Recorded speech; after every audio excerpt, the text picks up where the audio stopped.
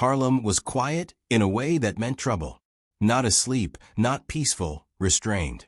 Police lights bled red and blue across brick walls and shuttered storefronts, but the officers themselves moved slowly, almost carefully, as if urgency might disturb something fragile. At the center of the street, a young black man hung lifeless, his body already stiff, his shoes barely touching the pavement below. No struggle marks, no broken glass, just a deliberate stillness that unsettled everyone watching. The crowd knew him, not as a criminal, not as a name in police files, but as blood, family, extension. They didn't say his uncle's name, yet it pressed against their throats all the same. Bumpy Johnson. The unspoken presence loomed heavier than the body itself, heavier than the rope that had done its work. In Harlem, names carried weight. This one carried consequences. Whispers moved faster than the flashing lights. Shopkeepers pulled down metal grates long before closing hour. Numbers runners melted into doorways, then vanished entirely. Men who usually argued loudly on corners spoke in murmurs or not at all. Even the police avoided holding their gaze on the dead too long. A report was taken, a few questions asked, but no urgency followed. No search parties, no barking radios. Just procedure, thin and hollow. Everyone felt the shift. This was not a killing meant to disappear into statistics. It was a message, carefully placed, daring someone to respond. The Ku Klux Klan had crossed into Harlem's territory and left proof hanging in the open. Yet the men with badges stood back, hands in pockets, eyes drifting away from the obvious. Presence without protection. Authority without action. That contradiction settled into the night like fog.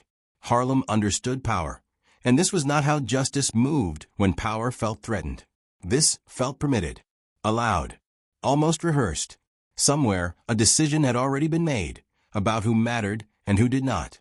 Someone had decided silence was safer than intervention. Older men leaned against door frames and said nothing. Younger ones watched the end of the street, waiting for movement that did not come. The city itself seemed to pause, as if aware it stood at the edge of something irreversible, something that would demand patience instead of fury. Windows darkened. Radios went silent. Mothers pulled children inside. The neighborhood held its breath, not waiting for chaos, but for calculation. Because those who truly knew Bumpy Johnson understood something the rest of the city did not. He did not answer insult with noise. He answered it with time. By sunrise, he would know what had been done. And once he knew, nothing in Harlem would move the same again ever anywhere elsewhere. If you want more untold stories like this, the ones history tried to bury, subscribe and tell me what you think really happened. To understand why Harlem did not erupt that night, you have to understand the man who owned its silence. By the time this happened, Ellsworth Bumpy Johnson was no reckless street legend chasing fear for its own sake. Those years were behind him. What remained was something far more dangerous: discipline. He was not feared because he shouted or because he struck first. He was feared because he waited, because he listened, because when he moved, the outcome was already decided. Bumpy had learned early that noise attracts attention, and attention invites mistakes. He preferred structure over chaos, systems over impulse. His reputation was not built on sudden violence, but on predictability. If you crossed him, the response would come, but never immediately, never publicly, and never without purpose. Men who worked under him understood this. Men who worked against him eventually learned it. At the center of his world was a simple code. Family was untouchable. It was the one line that did not bend. Business disputes could be negotiated, territory could shift, even insults could be absorbed if they served a larger strategy. But blood was different. Blood was identity. Loyalty in his world was not emotional. It was transactional and sacred at the same time. You protected what protected you. Betrayal was not forgiven, and humiliation was never ignored. To be embarrassed publicly was worse than death, because death ended a man, while humiliation lived on and invited repetition. The nephew understood this code because he had grown up inside its shadow. He was young, but not reckless. Known in Harlem, but not infamous. He kept himself clean, stayed away from obvious trouble, carried himself with quiet confidence that came from knowing exactly who his uncle was without needing to announce it. The police knew him as well. They stopped him occasionally, asked questions, searched for reasons to connect him to something darker. They never found any. He was not a criminal. He was family. That distinction mattered. In Harlem, people died for business all the time. Numbers disputes, territory conflicts, debts that couldn't be paid. Those deaths were tragic, but they were understood. This was not that. This killing did not resolve anything. It didn't settle a score or protect an operation. It sent a message instead, and the message was not aimed at the nephew alone. It was aimed upward. By choosing him, the Klan did not just take a life. They challenged a principle. They took something deliberately clean and soiled it publicly, hanging it where everyone could see. The act was meant to provoke something uncontrollable, something loud and immediate. Rage, retaliation, blood in the streets, chaos that would justify a crackdown and shift blame away from those who allowed it to happen. That was the mistake. Those who truly understood Bumpy Johnson knew he would never give his enemies the reaction they wanted. Retaliation was expected, yes, but panic was not. Panic belonged to men without options. Bumpy always had options. He believed that the greatest punishment was not destruction, but exposure. Not violence, but inevitability. As word of the killing spread, men speculated, argued, predicted. They imagined shootouts, fire, open war. Bumpy did none of that. He listened. He watched. He allowed the city to reveal itself. Who spoke too quickly? Who stayed silent? Who suddenly felt protected enough to smile? Because before Bumpy Johnson ever decided how to respond, he needed to know exactly who thought they were safe. Harlem reacted before Bumpy Johnson ever did. In the first 48 hours, the city began to move on instinct, not instruction. Leaflets appeared quietly at dawn, slipped under doors, and pasted on walls before most people were awake. Crude symbols. Simple threats. They were gone almost as fast as they appeared, torn down by trembling hands. But everyone saw them. The message was not subtle. It was deliberate presence. Phones rang inside precinct houses throughout the borough. Anonymous tips poured in, some vague, some uncomfortably precise. Names, addresses, whispers of meetings held outside the city. Then just as suddenly, the calls stopped. The lines went dead. Officers were told to stand down, to observe, to document, to avoid escalation.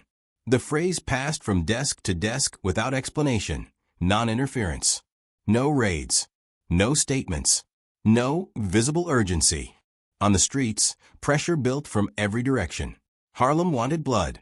Not mindless violence, but acknowledgement. A sign that the line mattered. Older men spoke of dignity. Younger ones spoke of revenge. Rivals watched closely, expecting war. They positioned themselves to benefit from whatever fallout came next. Chaos always created openings. And somewhere beyond the neighborhood, the men who had done this waited for exactly that response. Disorder. Fire. Proof that Harlem could be provoked into destroying itself. But nothing happened. No meetings were called. No gatherings announced. Familiar faces disappeared from their usual corners. Messages that normally moved quickly through the city slowed, then rerouted entirely. Couriers were sent long ways around. Outsiders were watched from doorways and car windows, marked without confrontation. It felt unnatural, like a storm refusing to break. That absence unsettled people more than noise ever could. Men who expected instructions received none. Those who anticipated retaliation heard only silence. It was as if the city itself was being tested, pushed forward and pulled back at the same time. The only certainty was that Bumpy Johnson was aware of everything, and still chose not to act. Questions began to surface, quietly at first, then with growing discomfort. Why would the Klan dare to do this here? Why now? Why so openly? Harlem was not unguarded territory. It never had been. Fear alone did not explain this. Confidence did. Confidence born from assurance. Someone had promised them protection. That idea changed the shape of the threat entirely. If this were only hatred, it would have been loud and reckless. If it were only provocation, it would have been careless. This was neither. This was measured, allowed, which meant the danger was closer than anyone wanted to admit. Perhaps wearing uniforms. Perhaps sitting behind desks. Perhaps smiling politely while ordering restraint. By the second night, the truth settled in like a weight. The men responsible were visible. The ones who made it possible were not. And that realization cut deeper than the act itself. The real enemy might not be wearing white hoods at all. Because stories like this don't get told twice. Make sure you're here for the ones they tried to erase. Bumpy Johnson did not need witnesses to tell him what had happened. He needed patterns. The first crack appeared when he learned the nephew had not wandered into danger by chance. He had been directed. The street he walked that night was considered neutral, watched, reliable. A corridor men used when they wanted to be seen, but not touched. That safety had been spoken, promised, reinforced. Until it wasn't. Piece by piece, the route was reconstructed. Who suggested it? Who confirmed it? Who failed to object when it mattered? The nephew had trusted that information because it came from proximity, from familiarity, from someone who had never led him wrong before. That detail mattered more than the rope. It meant this was not only an external attack. It was an internal failure.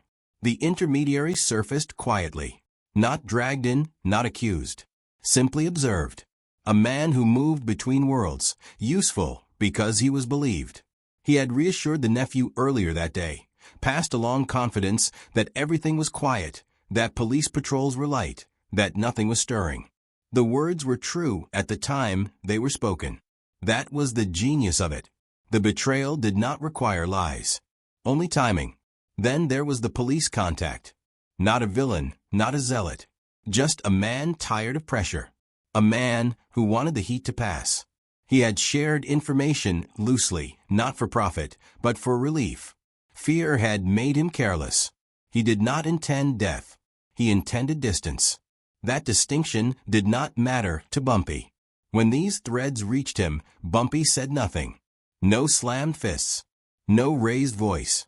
The men in the room watched his face for reaction and found none.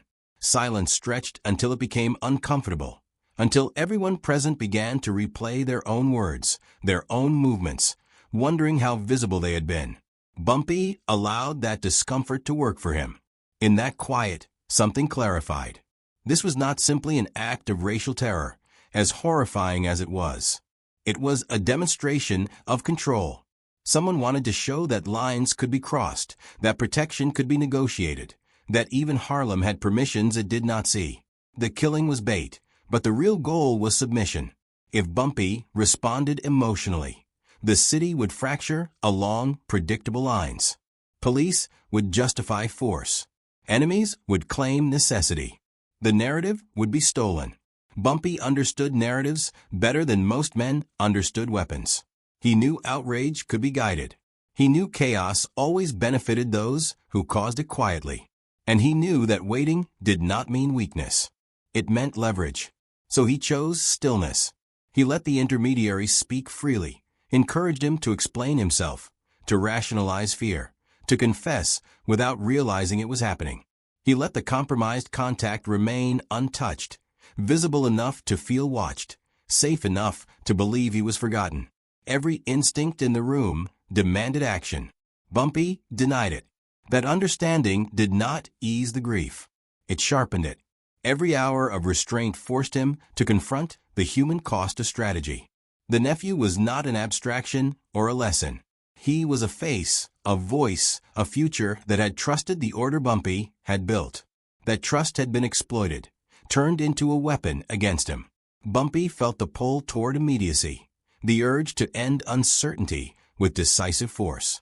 He resisted it deliberately, reminding himself that power revealed under pressure is the only power that matters. The men watching him would learn from this moment, whether he intended to teach them or not. They would see what discipline looked like when it hurt the most, and they would carry that memory forward long after the anger faded. That lesson would shape every decision they made afterward, permanently. The test was not whether he could avenge his nephew. No one doubted that. The test was whether he could endure the delay. Because if he struck too soon, only the obvious enemies would fall. If he waited, the invisible ones would reveal themselves. And that knowledge would last longer than any retaliation. The city continued to ache. Anger simmered. Questions multiplied. Bumpy carried the weight of that restraint alone, knowing the cost would be measured in patience, not blood. He understood the choice clearly. If he reacted from pain, Harlem would burn and the guilty would hide behind the smoke. If he waited, the truth would surface, and everyone involved would be exposed. The first day passed without announcement. Money moved where it always had, except where it didn't. Certain pockets felt lighter by evening, not emptied, just ignored. Numbers that once arrived on time were delayed, then quietly rerouted. No explanation followed. Men noticed and said nothing, because saying something would mean admitting dependence. By the second day, information began to leak, but never in full. A name mentioned here. A location confirmed there. Just enough accuracy to unsettle. Never enough to accuse. Police informants who usually spoke too much found themselves unsure who was listening. Their confidence thinned. Conversations shortened. Silence replaced certainty. The third day was marked by absence. Familiar intermediaries failed to appear. Doors opened later than usual. Phones rang unanswered. The city still functioned, but the rhythm changed. Those who relied on routine felt exposed, as if the ground beneath them had shifted without warning. By the fourth day, the message reached beyond Harlem. The men who had expected chaos began to sense surveillance instead. Cars idled too long. Faces appeared twice in different places. Nothing overt, nothing threatening, only attention. The kind that does not announce itself, but records everything. Inside precinct houses, unease settled in. Officers compared notes without writing them down. Informants went quiet not because they were threatened, but because they no longer felt protected. The certainty they had traded unevaporated. They understood now that someone had been listening for a long time. Rivals felt it next. The absence of retaliation denied them opportunity. Without violence, there was nothing to exploit. No justification to move, no cover to advance. They pulled back instinctively, recognizing a controlled environment when they saw one. Aggression would expose them. Patience suddenly felt safer. Throughout it all, Bumpy Johnson remained unseen. No statements. No meetings. No visible orders. His power expressed itself through omission. Where he withdrew support, systems weakened. Where he allowed flow, stability returned. Men learned to read these signals quickly, because misunderstanding them carried consequences. By the sixth day, the pattern was unmistakable. Those untouched grew nervous. Those affected grew compliant. Everyone adjusted behavior without being told to. The city corrected itself in anticipation of judgment. On the seventh day, comprehension arrived. Even the police understood this was not revenge. Revenge announces itself. This did not. It was assessment. It was correction. It was judgment delivered without spectacle, leaving nowhere to hide. Yet the most important change could not be mapped or reported. It lived in posture, in tone, in the way men entered rooms more carefully than before. Confidence drained without confrontation. Authority reasserted itself without announcement. Those who had believed protection was permanent realized it was conditional, and conditions could change without notice. For the Klan, the realization came slowly. Their symbols stopped appearing. Meetings dissolved before they formed. Messages meant to intimidate were never delivered. They understood they had not been forgotten. They had been studied. That awareness pressed heavier than any threat could have. For the compromised, the pressure was worse. Guilt multiplied under observation. Small mistakes felt enormous. Every interaction seemed recorded. Every silence interpreted. They waited for punishment that did not come, and that waiting hollowed them out. Bumpy allowed this state to persist just long enough. He did not seek confession or apology. He sought alignment. When order finally resumed, it did so along clearer lines. Loyalty tightened. Fear sharpened into respect. The city learned again how power actually moved and who controlled its pace. This understanding spread quietly, unchallenged, and irreversible. Harlem did not celebrate. It adjusted. And in that adjustment, order returned, harder and colder than before. The city recognized the difference between noise and authority, and it remembered. That memory would guide every step taken after this week. Nothing else needed to be said. The silence had done its work. Everyone understood who judged whom, and why it mattered. Forever after that. Day 1 arrived without spectacle. Money continued to move through Harlem, but not everywhere. Certain envelopes never reached their destinations. Payments expected by habit were delayed, then quietly rerouted, as if the system itself had hesitated. No explanations were offered. None were requested. Men who depended on that flow felt the interruption immediately, and the absence forced them to reconsider how secure they truly were. On the second day, information began to slip its leash. Not full disclosures, not accusations, just fragments. A name mentioned in passing. A location confirmed indirectly. A schedule no longer reliable. These details traveled selectively, landing only where they would cause unease. Police informants who once spoke freely sensed the shift and withdrew. Calls went unanswered. Familiar voices became cautious, then silent. The third day introduced something worse than fear, uncertainty. Intermediaries, who usually bridged gaps, failed to appear. Doors opened later. Meetings dissolved before they formed. No threats explained the change. No warnings justified it. The city still functioned, but its rhythm lost confidence. Every movement felt observed, every choice slightly exposed. By the fourth day, attention turned outward. Those who believed themselves protected began to notice patterns. Cars appeared twice in the same places. Faces lingered too long. Nothing confrontational, nothing illegal, only presence. The Ku Klux Klan understood this language well. Their strength relied on anonymity and distance. Both were quietly eroding. They realized they were not being hunted. They were being studied. Inside precinct houses, tension thickened. Officers spoke less, listened more. Reports were filed carefully. Informants remained unreachable, not because they had been threatened, but because certainty had vanished. Protection now felt conditional. That realization carried weight no badge could offset. On the fifth day, rivals adjusted. Without violence to exploit, there was no opening. Aggression would draw attention they could not afford.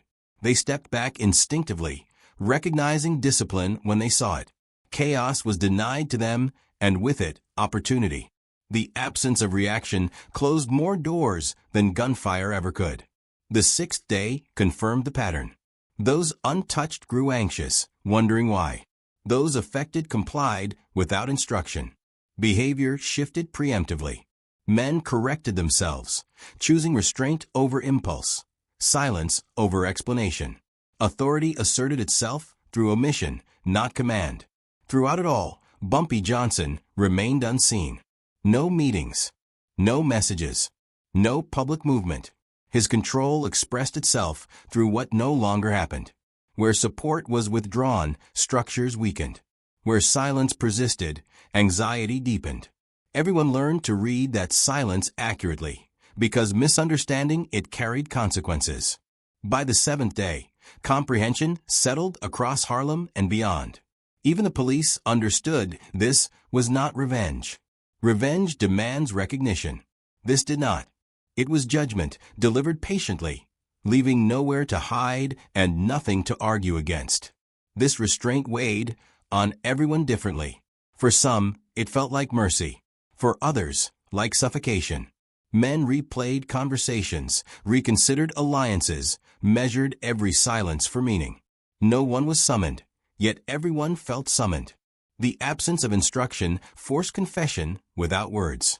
It clarified loyalties faster than interrogation ever could. Those who had spoken carelessly now feared memory itself. Those who had listened carefully understood they were being spared, for now. Harlem adjusted its posture. Shoulders lowered. Voices softened. Decisions slowed. The city learned again that power did not need to announce itself to be absolute. It only needed consistency. By withholding reaction, Bumpy allowed consequences to mature naturally, without resistance. That patience transformed fear into compliance and suspicion into order. Nothing dramatic marked the end of the week. No arrests, no speeches, no visible punishment. Just alignment. The kind that lasts because it is chosen, not forced. And when alignment settles quietly, it endures longer than any violent display ever could. It remained understood, unspoken, and irreversible, shaping behavior, correcting ambition, and reminding everyone present that true authority prefers patience, memory, and inevitability over spectacle and endures after witnesses forget the moment. The reckoning did not arrive with sirens or headlines. It came quietly, the way decisions do when they no longer need permission. A few officers were reassigned without explanation, transferred to desks far from Harlem. Their influence reduced without accusation. No press releases followed. No investigations were announced. It was framed as routine, administrative, unremarkable. Everyone who mattered understood otherwise. At the same time, the visible presence that had dared to announce itself vanished. Meetings planned outside the neighborhood never happened. Symbols stopped appearing. Names once whispered with confidence were no longer spoken at all. The Klan did not retreat publicly. It dissolved locally, retreating into silence, understanding that attention here now carried consequences they could not control. Then came the charges. Not dramatic arrests, not coordinated sweeps. Just paperwork surfacing at the right time. Old violations re-examined. Technicalities revisited. Intermediaries who had once felt invisible found themselves answering questions they could not easily dismiss. None of it traced back to Bumpy Johnson. No lines connected him. No witnesses pointed in his direction. That absence was intentional. Credit would have cheapened the outcome. There were no speeches. No statements of victory. No attempt to shape the narrative. The city did that on its own. Men noticed who was gone and who remained. They noted which doors reopened and which stayed closed. The message was unmistakable without ever being spoken aloud. Some lines could not be crossed, not because violence would follow, but because consequences would accumulate patiently and without mercy. The nephew was buried with respect. Not quietly, not loudly. Properly. Harlem came out for him, lining the streets in a show of unity that did not need words. Faces were solemn, controlled. Grief remained private. What mattered was acknowledgement. He was not forgotten. He was not dismissed as collateral. He was honored as family. Afterward, the neighborhood exhaled. Shops reopened. Corners reclaimed their rhythm. Conversations returned to normal volume. The tension that had held everything rigid released, leaving behind a deeper awareness. Authority had been restored, not through fear, but through clarity. Everyone understood where order lived and how it was maintained. Bumpy Johnson never claimed responsibility, and no one expected him to. His power did not depend on recognition. It depended on memory. Harlem remembered who had waited when others would have rushed, who had chosen exposure over explosion. That lesson settled into the culture quietly, shaping behavior long after the moment passed. Nothing about the outcome looked dramatic from the outside. That was the point. Real power does not perform. It resolves. It corrects without spectacle and moves on without apology. Those who witnessed this understood they had seen something rare. Authority exercised without indulgence. Justice delivered without chaos. The street where it began returned to ordinary traffic. Children passed without knowing why it had once gone silent. But the men who lived through it carried the understanding forward. Lines existed. They always had. Now they were clearer. If stories about real power, loyalty, and the price of betrayal matter to you, Like, share, and subscribe. This history survives only if it's remembered. When the week ended, the story did not vanish. Harlem did not erupt in celebration, nor did it crumble under revenge. Instead, it absorbed a lesson far older than any street dispute or headline. Real power reveals itself in restraint. The city understood that authority does not need dramatics to be recognized. It watches, it waits, and it allows consequences to unfold naturally.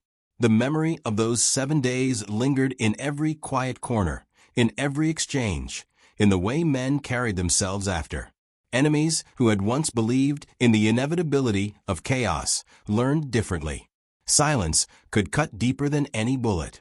Patience could expose weakness more reliably than rage. Those who had thought intimidation would provoke a reaction discovered that stillness could do more than any overt threat. They realized that observation, absence, and strategic delay were far more powerful than any public display of force. Even the police understood. Their role, their authority, their so-called control over the streets was not absolute. Lines had existed all along, but this week clarified who truly governed them.